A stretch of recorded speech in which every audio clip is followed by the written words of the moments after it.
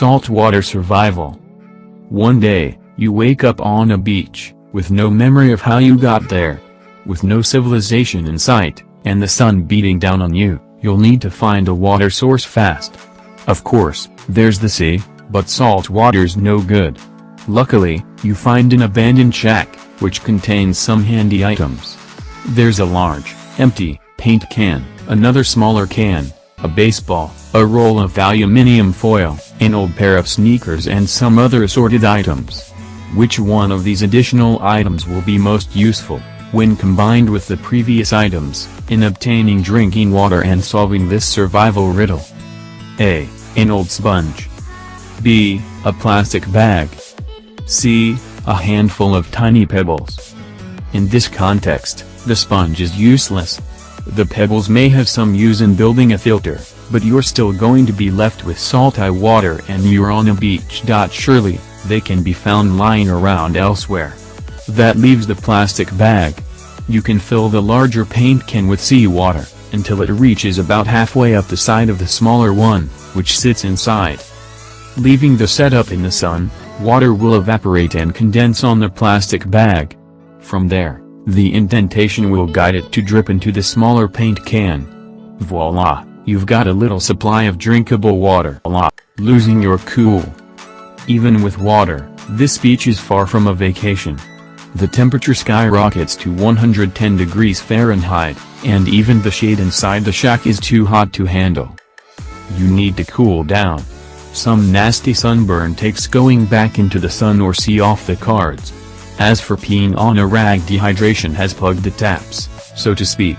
Which item can you use to cool down? A. Aluminium foil. B. Water from your paint can setup. C. The old sponge. A seawater sponge bath will leave your burned body in agony, and your clean water is far too precious to tip over your head. That leaves the seemingly unlikely candidate, aluminium foil. True survival experts know that metallic foil is a fantastic way to cool a shelter. By covering the walls and roof of the shack in as much foil as possible, you can deflect some of the sun's heat, driving off heat stroke a little longer. Urgent departure. After a slightly cooler night, you wake up to find a note pinned to the shack wall, your next survival riddle. It reads, "Salvation lies north. Beware, the most violent tribe in the northern hemisphere is headed to your location from the south. If you're still there when they arrive, at 3 p.m., you'll be dead meat." Looking at your, miraculously, functional watch, its hands read 2:45. You need to head north, but which tool can help you figure out the right direction in under 15 minutes? A. Leftover aluminium foil. B. A stick and 2 pebbles. C. Your watch. While it has many uses, aluminium foil isn't much use for navigation. The stick and pebbles could be used to track the movement of the sun and calculate where north is, but that'd take more time than you've got. Your watch, on the other hand, can calculate north immediately. As the mysterious stranger noted, you're in the northern hemisphere. Knowing this, all you need to do is hold the watch horizontally, lining up the hour hand with the sun. Drawing an invisible line in the middle of the angle between the hour hand and 12 will give you the south. The opposite angle is north, so get going. Volcano blues. After a day's travel, you come across an abandoned town. You find a motorbike with the keys still in it parked outside the town's church. Before you can search for more supplies, the nearby volcano erupts. In the distance, you see it, there's no sign of glowing red lava, but a huge cloud of black smoke is hurtling out towards you. In a minute, it'll reach where you now stand. Do you A. Take the stairs to the top of the church's spire? B. Head down into the church's basement, which is filled with vampire bats? C. Take the motorbike and ride away, full throttle? Volcanic eruptions that spew out huge clouds of smoke and dust rather than lava are devastating. Dust, reaching hundreds of degrees in temperature, can form thick clouds hundreds of feet high. Even if the church's spire was the tallest in the world, you'd still be scorched. The volcanic dust can also travel at 200 miles per hour, difficult for even the fastest motorbikes to outrun. Your only option is to lock yourself in the basement with some fanged fiends, behind a firmly shut door. Going down. Unfortunately, the basement's dangerous too.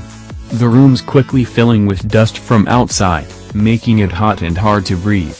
Not to mention the hundreds of vampire bats on the ceiling. Which choice will be most helpful in preventing you from suffocating and overheating in the dust? A. Disturb the bats, getting them to fly around and create some airflow. B. Lie as flat to the cooler floor as possible.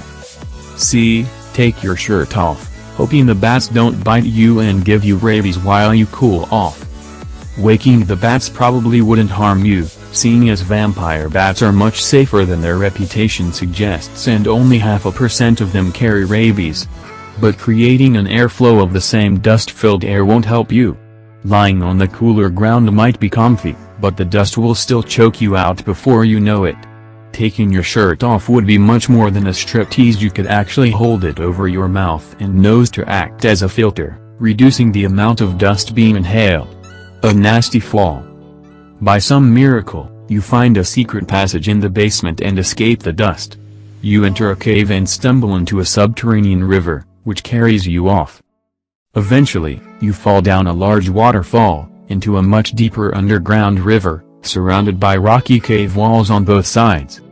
You try to swim onward, but the force of the waterfall is creating a reverse current, pulling you backwards with an intense force. You're barely able to steal a breath, your body is aching, and you'll drown if you don't act fast. Do you? A. Swim down into the crashing water. B. Give all you've got and try swimming out of the waterfall's pool. C. Swim to the side and try to climb the walls. Swimming onward isn't an option, the current has been able to pull you backwards already and your body is already aching from exhaustion. The chances of directly overcoming the force of a waterfall is negligible. Even if you could grip the slimy cave walls, you'd have to do the impossible and escape the current first. While going downward seems counterintuitive, going as deep as you can will lessen the force of the current, and swimming further downstream this way is your best bet of overcoming the deadly pull. Thanks for watching, and don't forget to like and subscribe to escape the ordinary and comment what you'd like to see next.